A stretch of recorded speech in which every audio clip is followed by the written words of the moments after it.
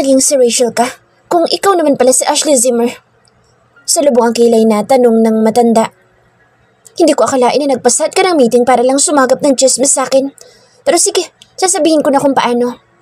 I'm Ashley Rachel Zimmer, Lolo Jesus. Napasimangot ang matanda sa muli kong pagtawag dito ng lolo. Stop! Ayaw mong tawagin kitang lolo? Baliw na baliw sa akin ang apo mo. Baka sa sobrang pagkahibang niya ay ayayain na niya ako ng kasal kahit hindi naman kami. Nakangising ani ko rito. Tapos kapag kasal na kami, titira kami sa mansyon mo. Aalipinin kita roon. Maldita ka! Nakasimangot na ani to sa akin. Apo ko ba? Ang anak mo? Natigilan ako sa tanong nito. Oo. Confident na sagot ko. Pero hindi ka nila lolo. What? Hindi ko naman naging lolo sa kanila, kaya hindi kita tanggap na lolo nila. Noon nga hindi mo ko tanggap, yun na lang bawi ko sa'yo. Pinipigil ko lang matawa habang seryosong sinasabi iyon. Hindi ito ang inaasahan kong conversation sa pagitan namin dalawa. Malayo-malayo sa naisip kong magiging outcome ng pag-uusap namin. Nila? Nito sa akin. Oo, kambal ang anak namin na Rafael. Amin ko rito. May bala ka ba sabihin sa kanya? Nasa himig ng boss nito na umaasa siya. Pero umiling ako. Magulo ang utak ng apo mo, Lolo Jesus. Ayoko madamay ang mga anak ko kapag nakilala nila si Rafael sa ganoong estado. Sabihin natin kay Rafael na totoo talaga yung mga naaalala niya.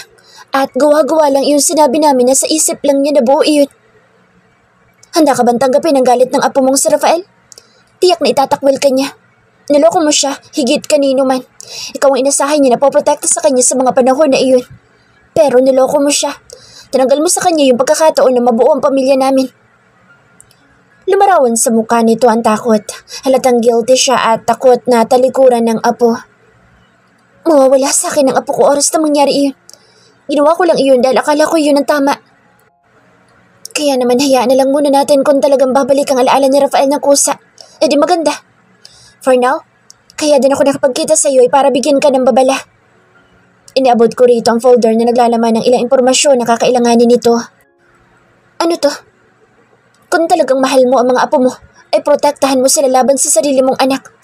Planong kunin ni Lucifer Macbeth ang lahat ng mayroon ka para gamitin sa pinaplano niyang negosyo. Ipinadala pa nga niya sa Norman Oclax para simulan sana ang plano niya. Mag-iingat ka sa iyong anak. Demonyo yun. Takang binulatlat nito ang mga papel.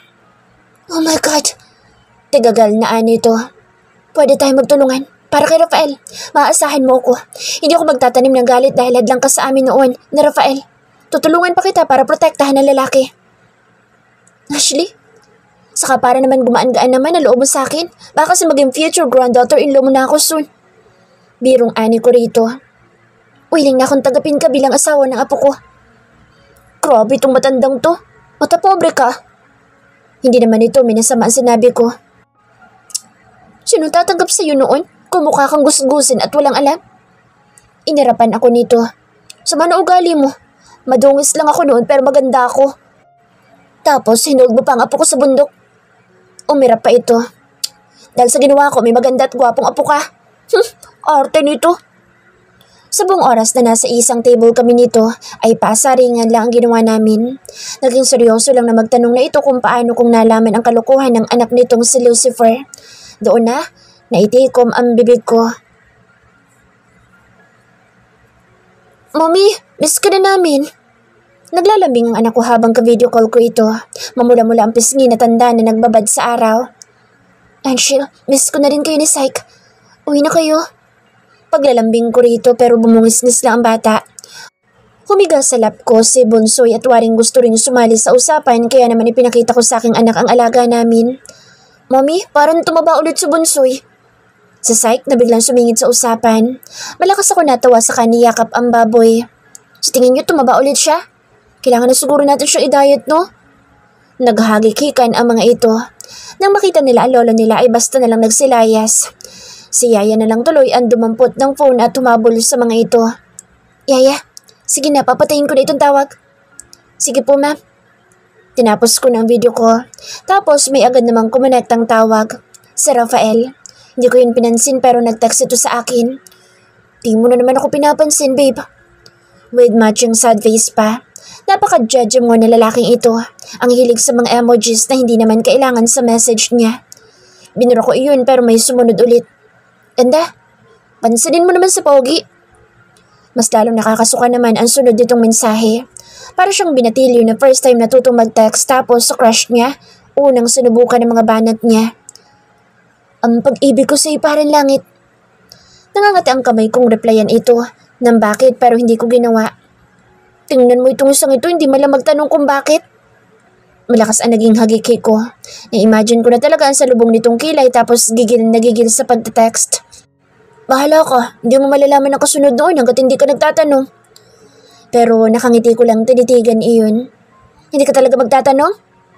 Ani Rafael sa sunod na mensahe. Porke maganda ka, ayaw mo nang malaman? Mahirap bang i-type ang bakit? Baby, pansinin mo naman ako. San ba nagmana ang lalaking ito ng kalandian nito sa katawan? Sinipat kong orasan na makitang 6:20 na ay kumilos na ako para mag-shower. Dito ako sa bahay ng parents ko dumiretso. Baka kasi nangungulila na ang baboy ko dahil pare-pareho kami ng mga anak ko na wala rito. Boss H, gaano ba kabisang kapatid mo? Di man lang pinapansin ang mga text ko. Napatingin ang lahat sa akin. Inangatan ko ng kilay ang mga ito. Bakit? Parang gulat na gulat kayo.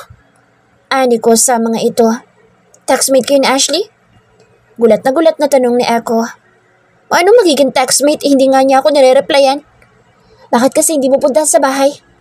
Tanong ni Boss H sa akin. Hindi naman niya ako pinapayagan eh. Bakit bossing?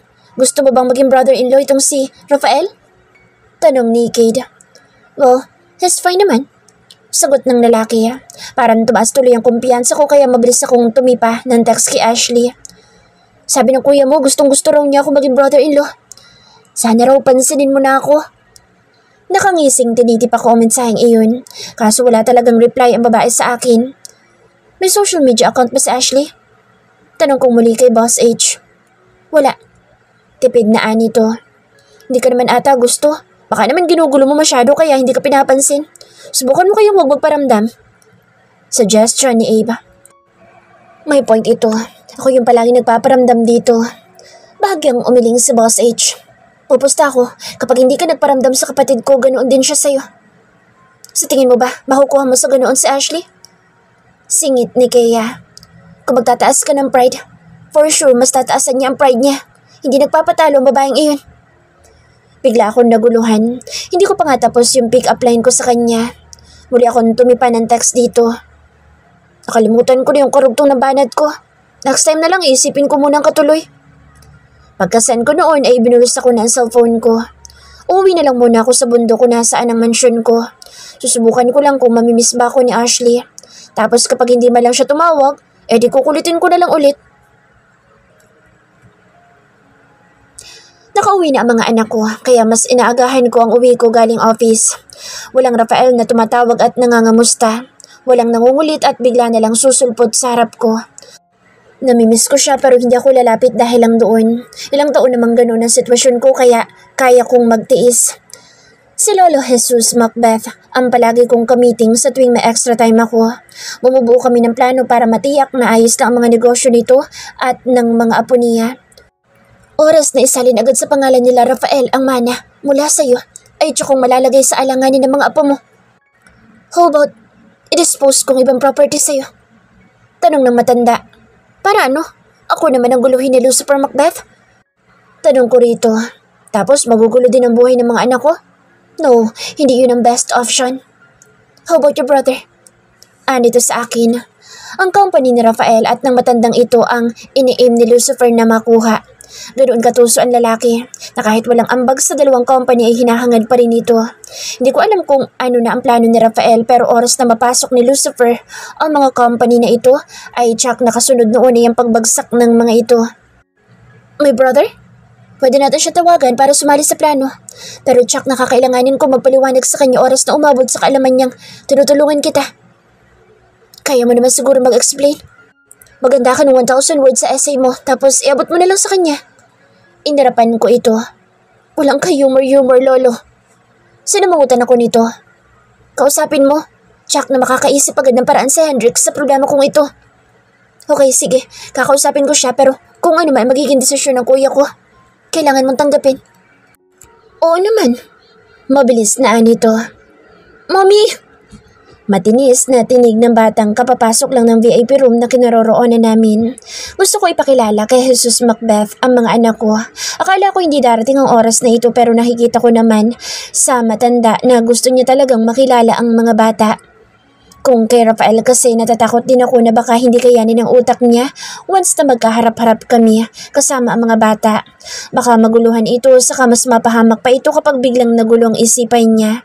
Sabi pa nga ng doktor na kausap ko'y baka tuluyang mawala ang mga alaalang iyon kapag nabigla ang lalaki. Sila na mga apo ko. Tumayo ng tuwid ang kambal sa harap ng matanda. Pinagmamasdan lang ang matandang lalaki na sa paraan ng pagtingin ng mga ito ay waring hinuhusgahan na nila ito. Bakit ganyan silang makatingin? Sinabi ko kasi sa kanilang ginawa mo. Nakangising ani ko rito. Ashley! Ani to, napabungis-ngis ako. Joke lang naman iyon. Twins, siya ang Lolo Oldie niyo. Lolo Oldie? You're right, Mommy. He looks old na nga po. Maldita kang bata ka. Nakasimangot na ni Lolo Jesus sa akin. Tawang-tawa na sinanyasan ko ang kambal na lumapit sa lolo nila. May dalawa na kami, Lolo? Yes! Galak na ani Syke. Pero anak, secret lang natin si Lolo Oldie ha. Bawal malaman ng iba kasi baka agawin nila. Okay. Duwet ng dalawa. Kinandatan ko naman ang matanda na maluhaluhang niyakap ang dalawang bata. Himala rin kay Anshel dahil walang reklamo dito na yumakap din sa matanda. Umupo pa nga ang dalawa sa magkabilang hita ng matanda habang nandoon. Mommy, P? Mabilis na nagpababa si Anshel. Ma'am, ako na po. Presenta ng yaya. Tumango naman ako. Mabait naman ang anak ko na sumama sa yaya niya. Bakit kasi ako pang inutusan mo? Reklamo ko kay Echo. Kausap ko ito sa phone at patungo ako sa restroom. Nandito ako sa Monsters Restaurant at saglit lang na nagla-lunch. Basta, ibili mo si Bianca. Mabayaran na lang kita later. Sabay patay ng tawag. Ang sama din ng ugali ng lalaking ito. Napatingin ako sa ginang nakakamot-kamot ng ulo sa harap ng batang lalaki. Nagsalubong ang kilay na pinakatitigan ko ang bata. Excuse me. Agad nalapit ko. Ay, ito. Manong, baka pwede pong isabay niyo siya sa loob. Hindi po ako pwedeng pumasok eh. Naiihi na daw po siya. Ganoon po ba? Let's go, Body. Yaya ko sa bata. Agad namang umawak sa kamay ko ang batang sa tingin ko'y 3 or 4 years old pa lang. Langiya, kamukha ko siya. Ganito ang mukha ko noong bata ako. Nag-mature lang pero alam kong kamukha ko talaga ito. Hindi na hiningi ng bata ang tulong ko. Nang maghuhugas na siya ng kamay, saka lang niya ako tiningnan. Up? Nito sabay taas ng kamay, nagpapabuhat siya sa lababo. Kaya naman binuhat ko siya para maabot niya. Mr. Uncle, magkamukha po tayo, no? Pero mas pogi po ako sa inyo. Tom, pati ito ay napansin ng pagkakatulad naming dalawa. Hintayin mo ko dito ha? Bilin ko sa bata na titig sa akin. Pumasok ako sa cubicle ngunit paglabas ko ay wala na ito sa pwesto niya. Nang lumabas din ako ng banyo ay wala na rin ito roon. Laman pa rin ang isipan ko ang batang iyon. May anak pa bang iba si daddy bukod sa amin? O kay anak ito na lolo? No, malabo naman kung kay lolo. Malabo din naman sa akin dahil matagal na akong hindi sumisiping sa iba bukod kay Ashley na kailan lang naman nangyari. Kaysa lalo pang guluhin ang natural na magulong isipan ay sinantabi ko na lang iyon. Nagpasya nila akong bumili ng pinapabili ni Echo para kay Bianca, saka ko nilisan ng Master's Restaurant. Pagdating ko sa bahay ay inabutan ko si Bianca na nakabusangot ang muka. Bago pa nito maibunton sa akin ang inis niya, inilapag ko lang ang pagkain niya, saka ako kumaripas ng takbo. Narinig ko pa nga itong tinawag akong kuya pero hindi na ako bumalik. Mas mabuti na iyong safe. Sumakay ulit ako sa sasakyan ko. Pupuntahan ko naman si Lolo. Hindi naman ako mukhang walang ginagawa. Ngayon nga lang ulit ako nakalaya dahil sa tambak na trabaho ko. May sasabihin daw si Lolo sa akin. Ang plano ko ay pagkatapos ng meeting namin ni Lolo ay pupuntahan ko si Ashley. Yung babaeng yun hindi man lang talaga ako naaalala. Wala pa ho ang lolo ninyo pero tsakong pauwi na iyon. Sagot ng kasambahay na siyang pinagtanungan ko. Kaya naupo muna ako sa couch. Mas naglalaki si Bianca sa The Alphas Town kaysa dito sa bahay ni Lolo.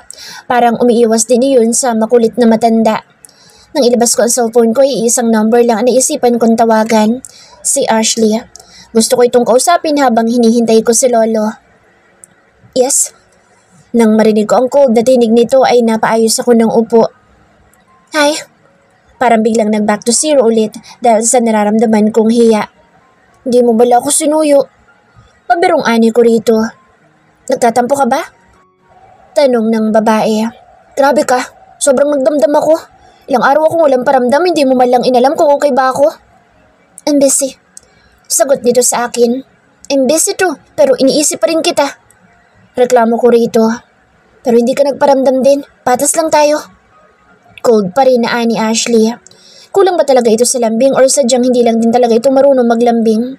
For sure kay Syke ay malambing ito pero pagdating sa akin, baka pumuti na ang buhok ko sa katawan ay hindi pa rin nakakalasap ng tunay na lambing nito. Ibababa ko na ito, I'm busy. Seryosong giit ng babae. I miss you. Pahabol ko, baka kasi bigla na lang nitong ibaba ang tawag. See you later. Tipid na anito. Parang nagloading ako sa naging tugon nito. Sa kondo mo.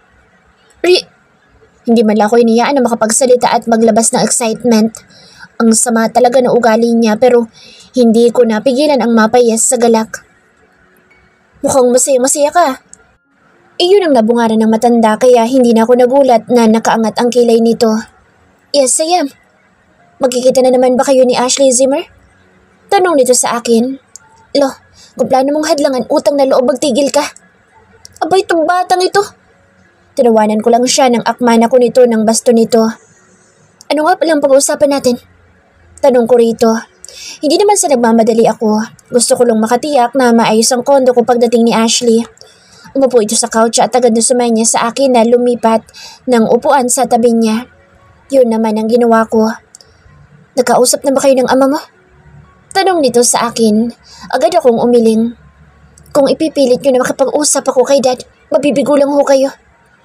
Hindi ko na plano pang gawin iyan, Rafael. If you hate him, it's fine. Oo, mukhang nabago ang ihip ng hangin ah. Dati pinagtutulakan nyo kami sa kanila. That's my biggest mistake. Because? Naghihintay na ani ko rito.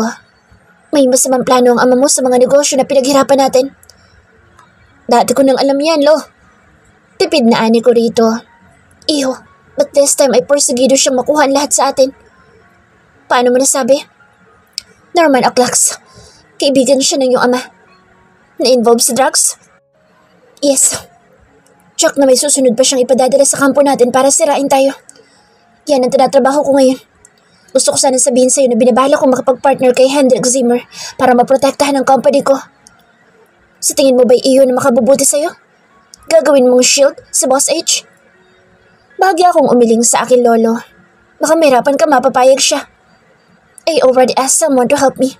We're working on it. Who? Basta someone, huwag ka na Diyosmoso. Umirap pa ito sa akin. Sigurado ka bang matino yan? Baka mamaya hindi. Sabihin mo sa akin para makilatas ko na. Tumawa ang matanda. Yung tawag nakakaloko kaya sinamangutan ko ito. Of course, matino siya. Bakit bigla ako na-excite na isumbong ka sa kanya? Yun lang ba sasabihin niya sa akin? I need to go na. Mabilis akong inawat nito. Iho, kailan mo planong magpakonsulta ulit sa doktor? Natigilan ako. Bakit bigla na lang nitong nabanggit iyon? Ayos naman ako Wala pa ho akong plano. Yun na lang ang sinagot ko para hindi na humaba pang usapan. Pero iho, baka naman sa kakaiwas mo na bumalik sa doktor ay mas marami ka ng panahon na napapalampas. Umiling ako. I'm fine, Lo. No, you're not. Giit ng matanda. Hindi ko sinasabing pumunta ka sa doktor dahil ang gusto ko. Sinasabi ko sa iyo ito dahil baka yun ang tanging paraan para maging okay ka na ulit. Tapos ano?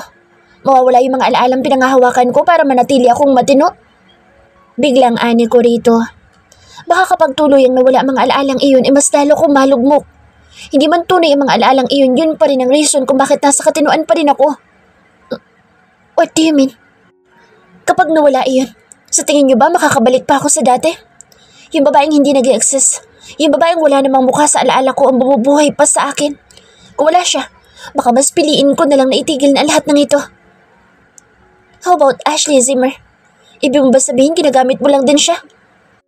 Alam kong hindi. Hindi ko ginagamit sa Ashley. Ginagamit mo siya. Disappointed na nito sa akin. Of course not. Ginagamit mo ang babaeng iyon para ano? May mapaglibangan ka habang nandito ka sa metro? Tapos pagbalik mo sa mansyon mo sa bundok, yung babaeng hindi naman nag-i-exist ang iisipin mo? Paikutin mo na naman ulit sa kanya ang buhay mo? That's not true. Pues kung mali ako, patunayan mo. Huwag mong idepende sa mga peking alaala ang buhay mo. Naintindihan mo ba ako? Galit ng ani ng matanda. Wala akong masabi. Tinalikuran ko na lang ito kahit pa tinatawag ako nito. Baliw na nga siguro ako. Tama si Lolo. Hindi ko man aminin na sa babaeng iyon nakadepende ang buhay ko. Idinepende ko ang kasiyahan ko sa taong iyon. Hindi siya nag-exist pero sa puso ko ay buhay na buhay siya. Paano sa Ashley? Alam ko rin sa sarili ko na hindi ko siya ginagamit pero ano ba talaga siya sa buhay ko? Mabilis ako nagtungo sa kondo. Hindi ko alam kung tutupad sa Ashley pero sa tingin ko'y okay lang din na hindi na muna. Mas lalo lang kasing nalito ang utak ko. Hindi ako makapaniwala sa inabutan ko. Nabuksan ko ang pinto ng kondo nito sa tulong ng code na itinext nito sa akin kanina. Wala ang kambal. Nagpasya kami ng mga magulang ko na isama muna ang mga ito sa trip nila patungong LA. Kaya naman pagkatapos namin kaninang i-meet ang Lolo Jesus nila ay sinundo na agad ang mga ito nila mommy. May trabaho si daddy sa LA kaya naman pupunta ito at flight na nila mamayang gabi. Kaya may oras akong puntahan si Rafael ngayon dito. Pero nagkalat na basyo ng alak ang unang bumungad sa akin tapos sa sahig nakadapa ang lalaking halatang lasing na lasing. Rafael! Tawag ko rito. Bahagi ako pang sinipa ang tagiliran nito pero walang kagalaw-galaw ang lalaki. Nakasimangot na inilapag ko sa couch ang bag ko. Inubad ko na rin ang suot kong heels. May extra na rin akong damit na dala kaya naman nagpalit muna ako. Saka lumabas at binalikan ang kalat ni Rafael. Hinayaan ko lang itong nakahiga sa sahig habang nililinis ko ang kalat. Pinunasan ko pa ng basahan ng center table para hindi dumikit ang dumi roon. Nang matapos ay saka ko lang pinagtuunan ng pansin ang lalaki. Tinapik ko ang pisngi nito. Isa, dalawa, saka malutong na sampal. Napabalikwas si Rafael na halatang lasing na nalimpungatan. Binibini? Nito, hawak nito ang pisnging sinampal ko. Nakita ko nga roon ang palad ko na nagmarka. Hindi ito galit, para nga itong natulala habang titig na titig sa akin. Binibini ko? Ikaw ba iyan? Sana itotoo ka na lang. Puro nalungkot ang tinig nito. Maya-maya pa'y nakita ko na lang na pumapatak na ang luha nito. Lasing nga talaga siya. Hindi, Rafael. Seryosong ani ko rito. Gumapang itong palapit sa akin saka mabilis na yumakap sa bewang ko. Lasing siya at mukhang nasiraan na ng bait. Mahal na mahal kita. Kung mawawala kay, mas mabuti pang mawala na lang din ako. Pagod na akong magpanggap na okay lang ako kasi sa totoo lang hindi ako okay. Pumatak na rin ang luha ko dahil sa mga katagang sinabi nito. Bakit ba ganito magmahal ang lalaking ito? Masyadong wagas magmahal. Nakalimot man ang isip niya sa totoong ako, alam at dama ko pa rin iyong pagmamahal nito sa akin. Binibini, kung plano mong umalis na sa isipan ko, isama mo na lang ako. Paano si Ashley? Tanong ko kay Rafael. Paano ako, Rafael? Kahit pa ako rin naman yung Rachel na minahal nito, ako pa rin naman yung binibini na hinahanap-hanap nito. Malaki pa rin naman ang pagkakaiba namin ng dating ako. Yun ang minahal ni Rafael. Hindi iyong bagong ako ngayon na halos lahat ng bagay ay alam. Si Rachel minahal ni Rafael kahit pamangmang sa maraming bagay. Inosente rin yung taong iyon. Simple at kontento sa buhay bundok. Ako? Dito sa syudad ang buhay ko. Maraming nagawang kamalian na tiyak na may hirapan ang lalaking mahal ko na tanggapin ako. Hindi ito sumagot pero umiiyak ito. Humigpit ang yakap nito sa akin. Pakiramdam ko sa bigat ng nararamdaman nito ay may possibility na makagawa ito ng reckless move. Bigla akong natakot. Binibini ko. Pagod na ako. Napahigbi ako at mahigpit itong niyakap. Gusto ko nang tapusin ang nararamdaman nitong pagod. Hindi ko gustong maging miserable ang buhay nito. Wrong timing, hindi ko kasi iyon pwedeng gawin sa ngayon. Hindi to ang oras para malaman nito ang totoo at magalit ito. Kailangan namin ni Rafael na magkaisa laban sa taong kalaban ko ngayon. Kung hindi ko man mapagtagumpayan, at least may Rafael pa na pwedeng kumalinga sa mga anak ko. Nakatulog ito pagkatapos niyang umiyak. Wala akong choice kung hindi maglatag na lang ng sapin sa sahig para roon ito hilahin. Hindi ko siya kayang dalhin sa silid niya. Saka ako tumabi sa kanya at mahigpit siyang niyakap. Ang kamay ay dumapo sa buhok nito at marahan iyong hinagod. Mahinang inawit ang awiting kahit maputi na ang buhok ko. Naging kalmado ang paghinga nito. Mukhang ang awiting iyon ang tuluyang nagpakalma rito. Nang matiyak na tulog na siya, maingat akong umalis sa tabi niya. Nilagyan ko siya ng kumot saka ko kinuha ang cellphone ko at tinawagan si Alondra. Kahit lumagay na ito sa tahimik ay kumikilos pa rin ito para sa akin. Sinusundan ko na siya. Takang ani ko rito. Yung lalaking nabanggit ni Kea, yung magtuturo sa atin kung nasaan ang anak ni Miss Grace. Ligtas bang gawin mo iyan? Takang tanong ko rito lalo't mag-isa lang ito. Yes, ayos lang ako Ashley. Pero isasend ko location ko ngayon. Mas mabuting pumunta ka rito. Sige, pupunta ako ngayon dyan. Nang masulyapan ko si Rafael ay mariin ako napapikit. Sino magbabantay dito? Naisip ko si Bianca, kaso naisip ko rin magtataka ito kapag nakita sa ganoong sitwasyon ng kapatid niya. Si Lolo Jesus? Kaso matanda na iyon kaya naman si Kuya H ang tinext ko. Nang mag-reply itong OTW, saka lang ako nag-decide na iwan si Rafael. Maingat na inilapag ko ang glass wine sa table saka pasimpleng sunulyapan ng lalaki mag-isa sa table. Itong mga nakaraang buwan ay nakakatanggap ako ng death threat na hindi ko na pinaabot sa aking mga magulang. Pero alam ni Kuya H, wala naman ako may tatago sa taong iyon. Muntik-muntikan pa nga ako noong hinabol ang sasakyan ko. Isa ba ito sa gumagawa noon? Sa tingin mo, may kaugnayan siya sa anak ni Miss Grace? Siya kaya napapadala ng mga death threats sa'yo? Tanong ni Alondra sa akin. Malalaman natin ngayon yan. Sagot ko dito na muling dinampot ang wine glass. Nang may dumating at direktang tinungo ang pwesto na lalaki ay mas naging alerto kami nito. Iniayos ko ang earpiece ko, ganun din sa Alondra. Mukha lang kaming nagdi-dinner nito pero sa totoo lang ay handa na kaming makinig sa magiging pag-uusap ng dalawa. May nakakabit na listening device sa ilalim ng table ng dalawa na ngayon ay nag-shake hands na. Mr. Gibson, mabuti naman nakarating ka. Ngiti-ngiti na ani na lalaki na agad na sumanya sa kararating na maupo. Iho, nakaisip na kami ng paraan para mailipat sa pangalan mo lahat ng properties. Automatic na nagkatinginan kami ni Alondra sa sinabi ng kararating na lalaki. Really? Nice to hear that. Galak na ani Randall Scene. Masyado naman kasing ginawang komplikado ni Mommy ang lahat sa akin. Shit, confirmed. Kailangan mo lang pirmahan ang mga ito para masimulan na ang proseso. Maglaylo ka rin muna sa mga activities mo dahil baka masabit ka. Hindi pwedeng mahalungkat ang background mo. Agad namang tumango-tango ang lalaki. Ang mga loyal na tauhan ng mommy mo ay gustong malaman kung kailangan mo sila. Of course, kakailanganin ko talaga sila. Ang tagal kong nanahimik. Sa tingin mo hayaan kong palagpasin na lang ang lahat after nilang sirain ang buhay ng aking ina? Hindi naman pansin ng mga tao sa ibang mga table ang dalawa dahil casual lang na nag-uusap ang mga ito. Kaya, Ashley, Hendrix, babalikan ko sila. Alam mo rin sigurong may isa ka pang grupong makakabangga oras na simulan mo ulit ang misyon ng iyong ina. Ilvians? I don't care. Mas higit pa roon, iho. I don't care. Itutumba ko silang lahat. Oras na nasa akin ang kontrol sa lahat ng pera ng aking ina. Sagot ng lalaki. Mauna na ako. Mas mabuting sa mga ganitong matataong lugar pa rin tayo magkita. Seryosong ani ng lalaki.